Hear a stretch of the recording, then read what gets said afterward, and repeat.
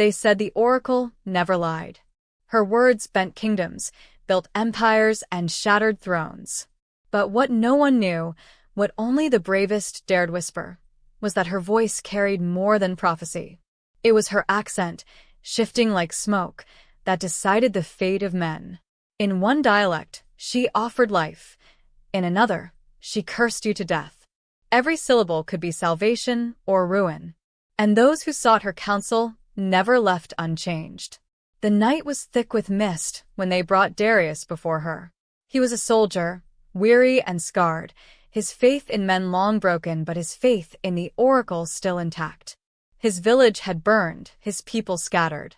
He needed guidance, and he had paid dearly for this moment. His last coin, his last breath of hope.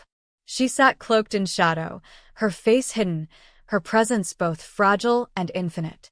When she spoke, it wasn't just her words that chilled Darius. It was her voice.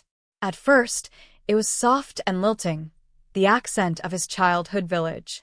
"You seek the truth of tomorrow," she said, and his heart stuttered. He hadn't heard that familiar tone in years, not since his mother's death. It pulled him into trust, almost against his will. "Yes," he whispered, falling to his knees. "Tell me if I will find my people. Tell me if there is still a home for us." The oracle paused, and when she spoke again, the accent shifted. Now it was harsh, foreign, like the invaders who had destroyed everything he loved. The words curled sharp as blades. "Home is ashes. You chase ghosts. Turn back or be swallowed." Darius trembled. Rage boiled in his chest. That voice was the enemy's voice, the one that had haunted him on the battlefield. He refused to believe it. "You lie," he spat. And then she changed again. Her voice took on the clipped tones of the capital, the speech of kings and generals. It rang with power. "Lies," she said, her words echoing like a decree. "All accents are truths. Which one you believe, that is your fate." The room grew colder.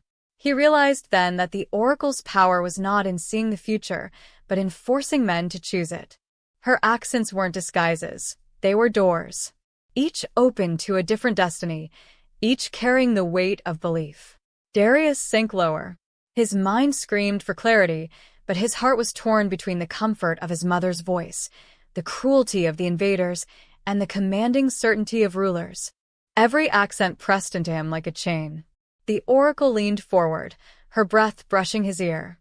This time, she spoke in no tongue he recognized, her voice fractured, strange, as if it belonged to no nation, no tribe. And it terrified him more than anything. "You will find them," she whispered. "But when you do, they will not know you. You will be the stranger at their gates." The torches died, and darkness swallowed her. Darius stumbled into the night, carrying her voices inside him. From that day on, every accent he heard felt like prophecy, every word a judgment.